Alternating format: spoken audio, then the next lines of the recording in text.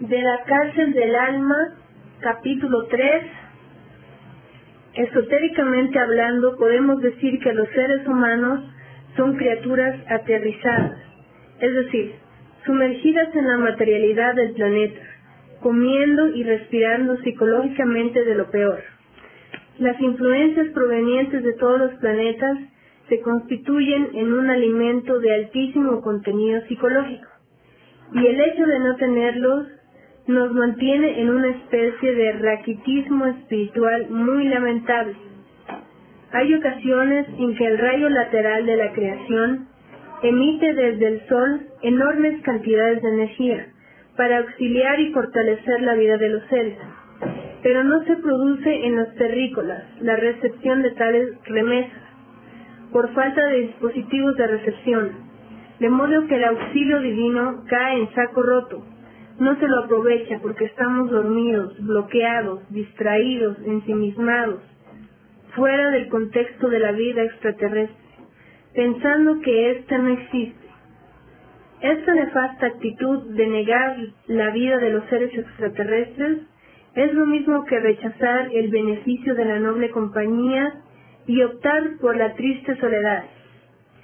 Elevándonos al nivel 24 de la materialidad, nos ponemos interiormente en condiciones de recibir muchísimos beneficios astrales, pues la recepción de estas influencias pone en actividad los poderes vitales que elevan nuestro ser y desarrollarán nuestra conciencia de sí.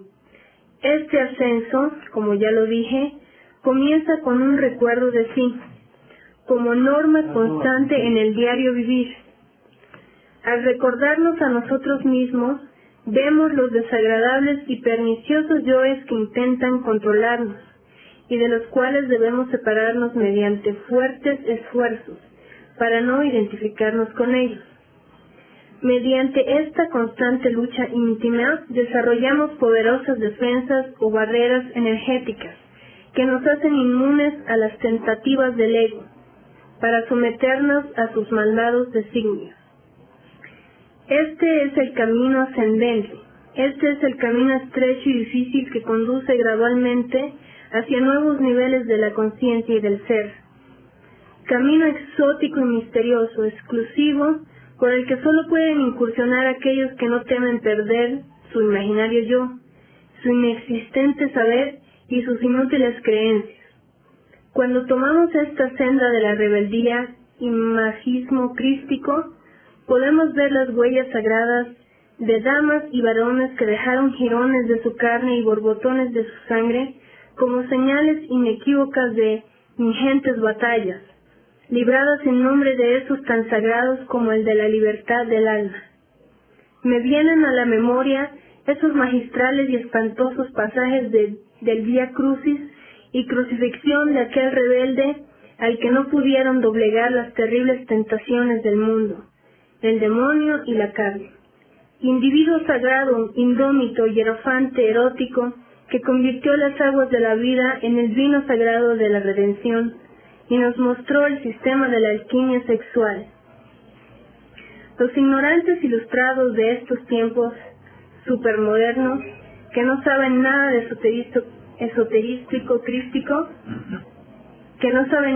esoterismo crístico, dan por supuesto que Jesús vino al mundo terrenal convertido en un Dios todopoderoso. Ignoran que todos sus poderes los logró trabajando intensamente sobre sí mismo, destruyendo el viejo templo y levantando uno nuevo, el templo interior, expulsando a los mercaderes del templo, la eliminación del ego pluralizado, transformando las aguas en vino, transmutando el licor seminal en luz y fuego, multiplicando los panes y los peces, clara alusión a la adquisición de infinita sabiduría divina, y por último cargando la cruz de los misterios como confirmación del total dominio de las fuerzas de la naturaleza, con lo que adquirió el derecho de la resurrección del alma y el cuerpo. Este héroe solar dejó detrás de sí las huellas inmortales e imborrables de un hecho que solo pueden comprender y realizar aquellos humanos que no se conforman con el inútil, nacer, crecer, reproducirse y morir. La cruz invertida y desprovista del círculo, con la que se persignan los miembros de algunas religiones, es sinónimo y símbolo de la materialidad del mundo, 48, y significa oscuridad e ignorancia. Sí, normalmente la gente hace la cruz al revés, porque no quieren decir en la persignación que el Hijo es en el sexo. Nosotros al persignarnos decimos en la cabeza en nombre del Padre, donde está la reminiscencia de nuestra conciencia y de nuestro ser, lo más alto. Después decimos en los órganos genitales en nombre del Hijo. No decimos en nombre del Hijo en el pecho, porque donde ya se ha visto que alguna mujer tenga a su hijo por el pecho. De modo que es absurdo decir en el nombre del Hijo mostrando el pecho.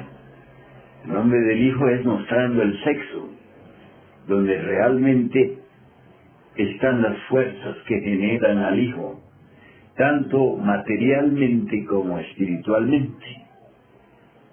Espiritualmente el Hijo es el Cristo, que surge internamente en nuestro mundo interior, mediante la constante transmutación de las aguas seminales, de las aguas sagradas del sexo. De modo que el Hijo puede ser el Cristo íntimo o puede ser simplemente el Hijo biológico. Y todo eso está relacionado con los órganos genitales.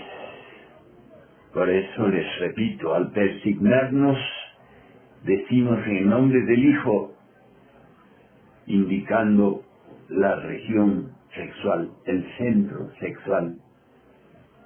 De modo que para que nazca el Cristo íntimo dentro de nosotros mismos,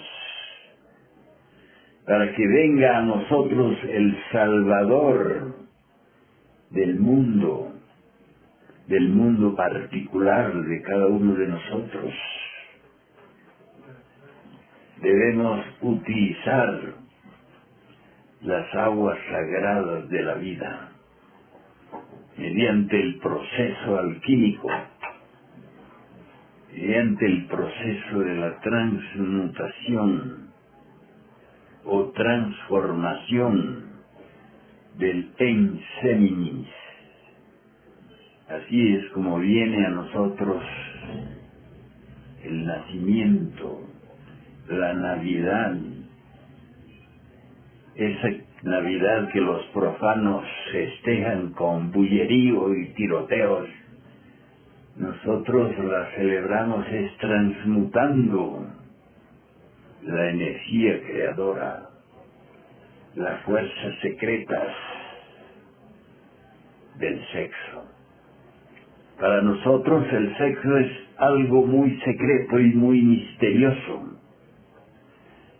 Para nosotros los gnósticos, el acoplamiento sexual vulgar, común y corriente no tiene ningún significado espiritual.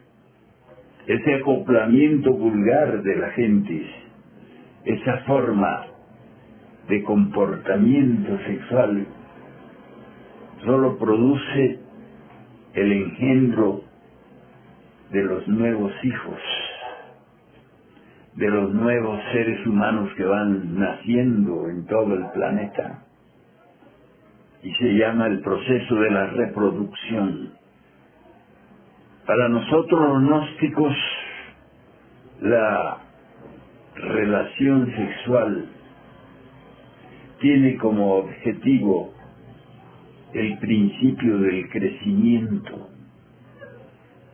el crecimiento interior, el crecimiento del ser, el desarrollo de la conciencia, la fabricación de los cuerpos existenciales superiores. Todo eso significa para nosotros la relación sexual. De modo que es indispensable transmutar constantemente las aguas sagradas, nunca utilizarlas para el placer vulgar del orgasmo. Ese misterio de lo sexual en el entendimiento del ser humano es lo que puede elevarlo, es lo que puede convertirlo en otra clase de persona, en otro nivel de ser. Así es que los que creen que Jesucristo vino al mundo y vivió y murió como el Hijo de Dios, simplemente están equivocados. Porque Jesucristo vino a terminar un trabajo que ya Él había comenzado en otra vida anterior. Vino por la cristificación, vino por la resurrección, vino para convertirse en el héroe solar de la era de Piscis. Como todos sabemos, la era de Piscis terminó el 4 de febrero de 1960 entre las 3 y las 4 entre las 2 y las 3 de la tarde. Ahí es donde comienza para nosotros el año nuevo gnóstico, porque ahí terminó una era, la era de Piscis, y comenzó la era de Acuario, la era de las aguas, la era del conocimiento del misterio sexual. Así pues que nosotros los gnósticos apreciamos en grado sumo lo que son nuestras aguas seminales, nuestras energías creadoras, porque mediante ellas podemos lograr la cristificación, la transformación radical del hombre mecánico, vulgar, común y corriente, en el superhombre, en la supermujer. ¿Quieren hacer alguna pregunta en ese aspecto? ¿Es posible un gnóstico el tener descendencia con el hijo? ¿O de qué manera? Lo que produce la reproducción biológica es un espermatozoide y un óvulo. Estas son partículas muy pequeñas, realmente microscópicas. Cuando hay un óvulo maduro en el útero femenino, este se vuelve como un imán que atrae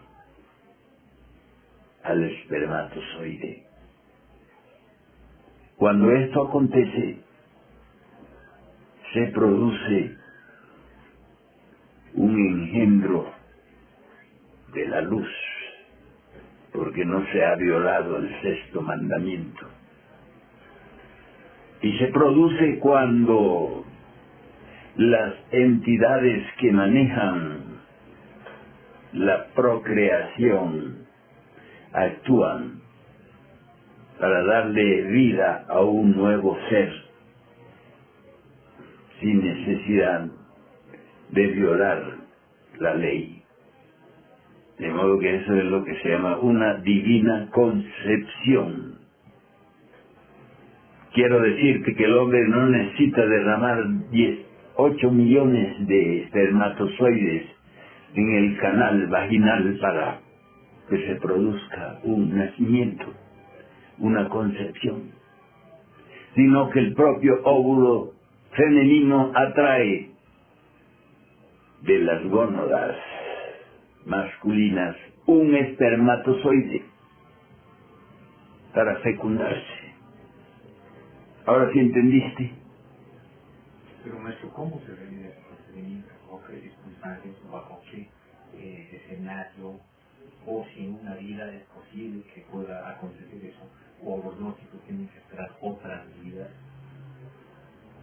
Desde el momento que hay la relación del falo y el útero, hay esa posibilidad.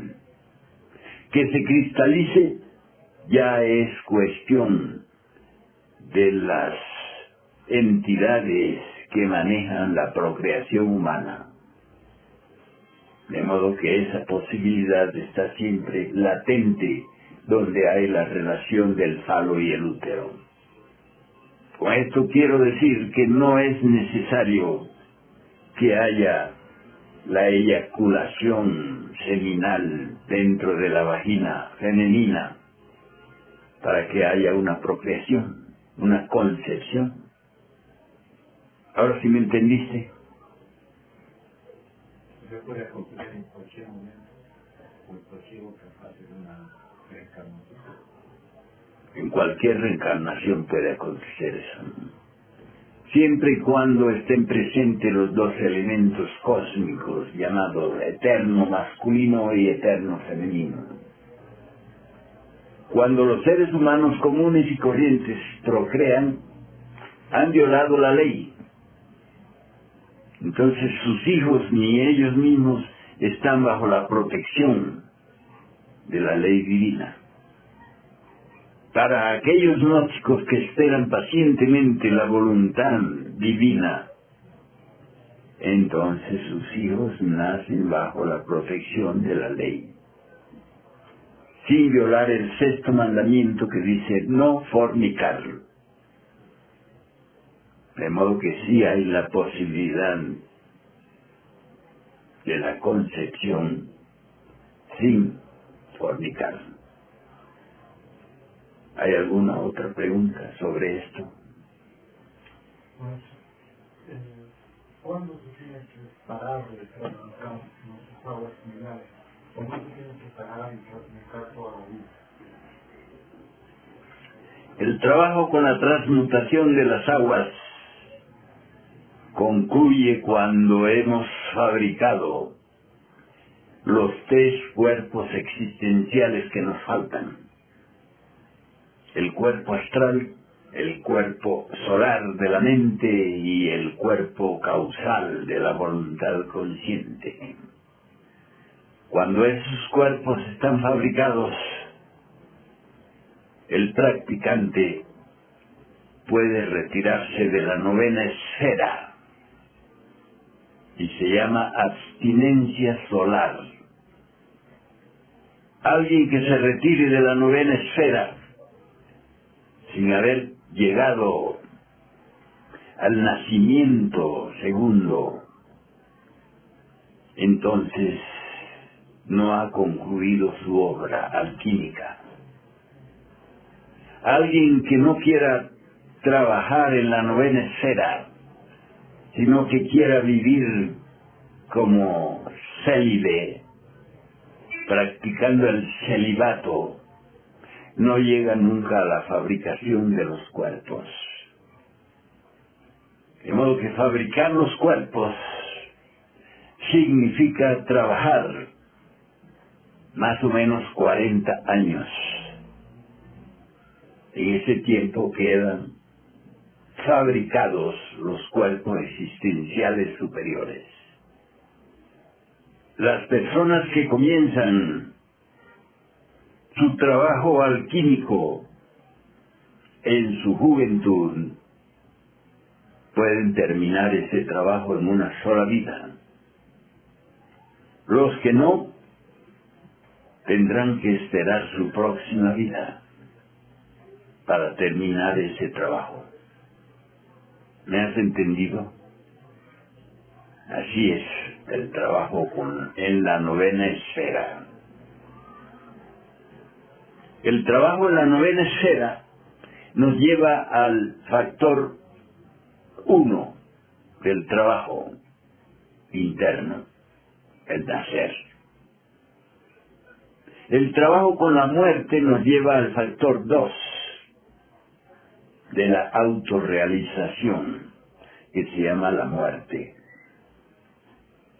Ese es el trabajo mediante el cual debemos eliminar todos los defectos psicológicos que constituyen en su conjunto al ego pluralizado. De modo que imaginen ustedes qué clase de persona surgirá de esa disciplina de la alquimia y de la muerte. ¿Qué clase de persona será? Esotéricamente se sabe que de esa disciplina surge el superhombre, la supermujer.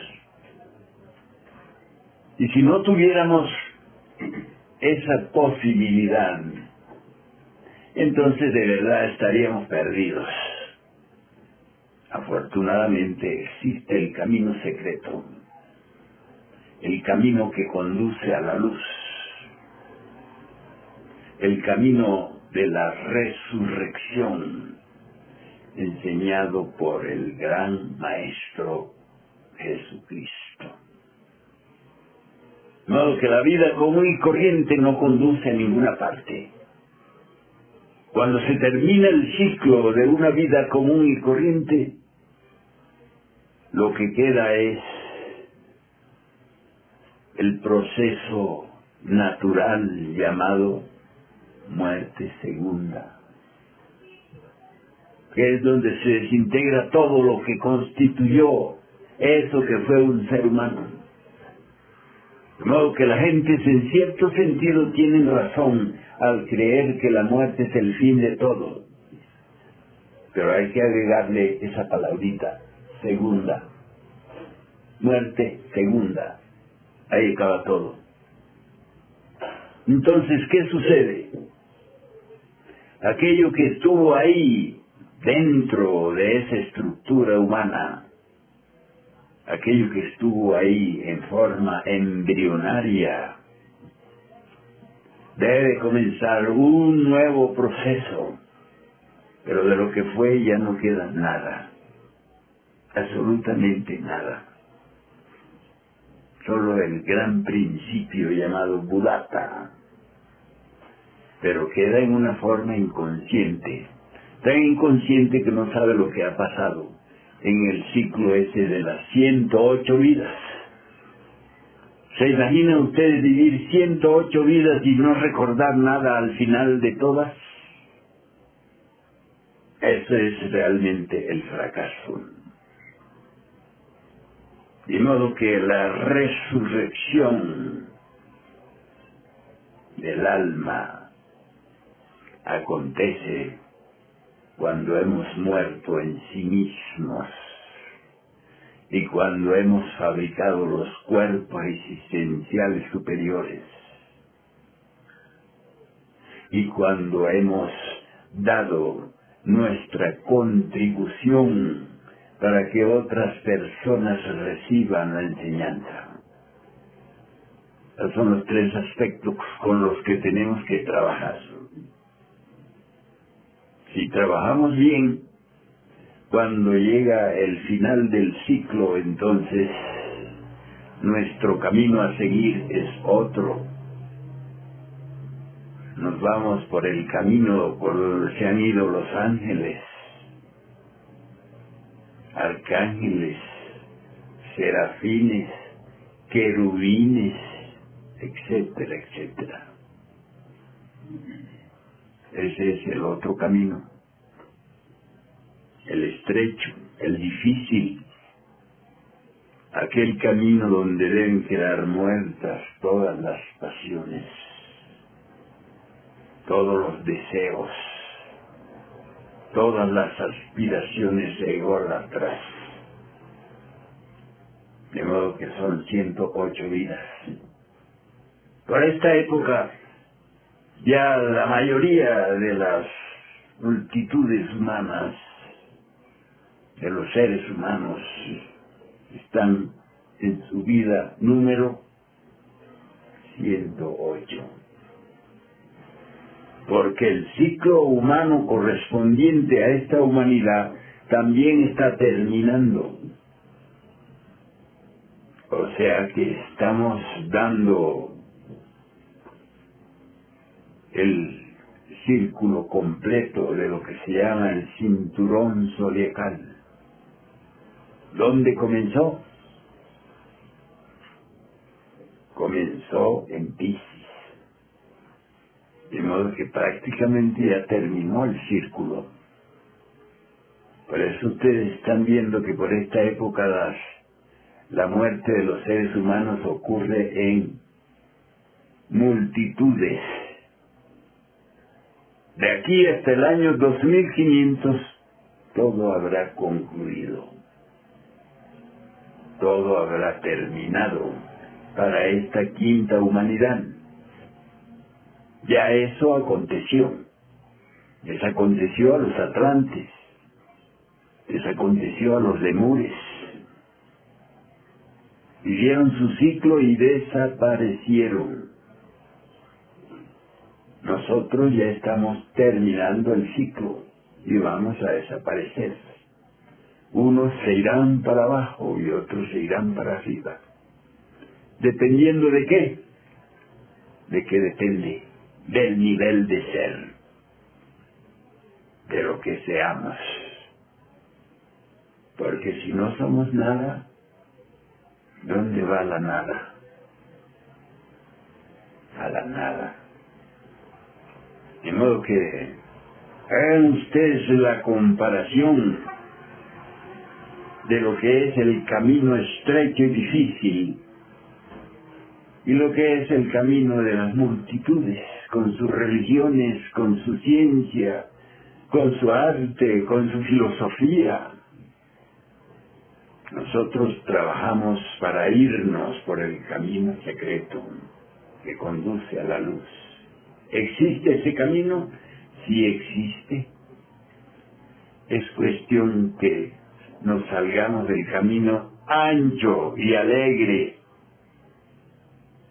y comencemos a ir por el camino estrecho y difícil. Entonces hay para nosotros un termómetro que nos va indicando. Se llama la experiencia interna. Las experiencias astrales nos van mostrando el avance. Al principio aparece en la forma de sueños, como si nos hubiéramos soñado.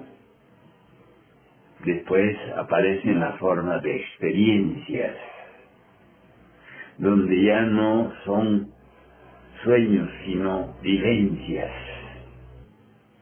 Así es que no se olviden ustedes de intentar recordar en esos momentos en que despiertan en las mañanas.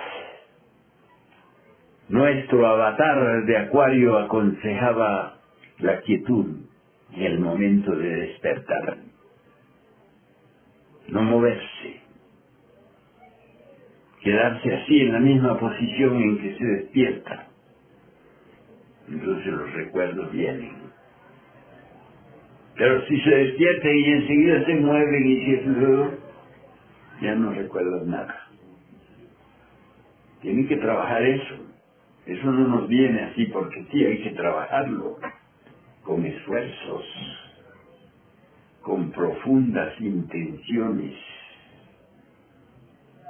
Otra pregunta que quieren hacer.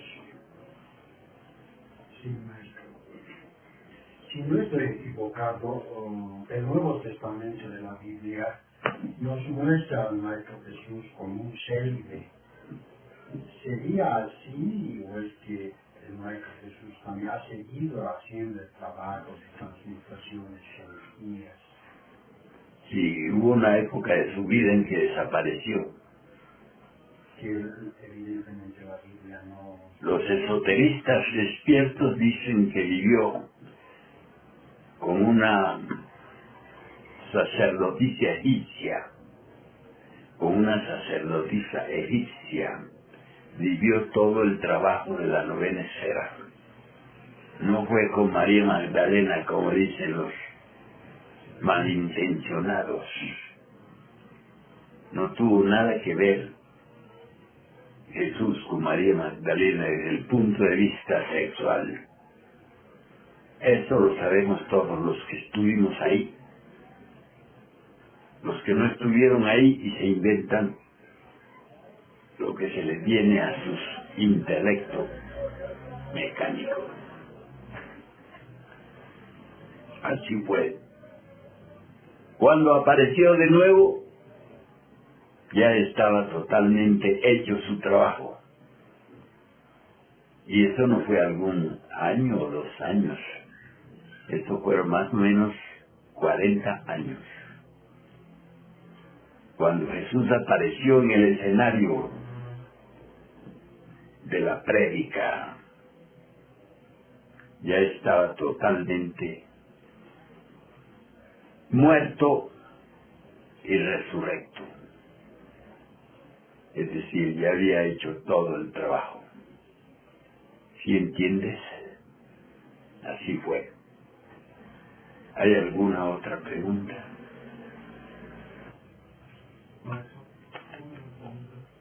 Cuando trabajamos acá en esta dimensión, lo tenemos relativamente controlado a un defecto, por ejemplo el miedo.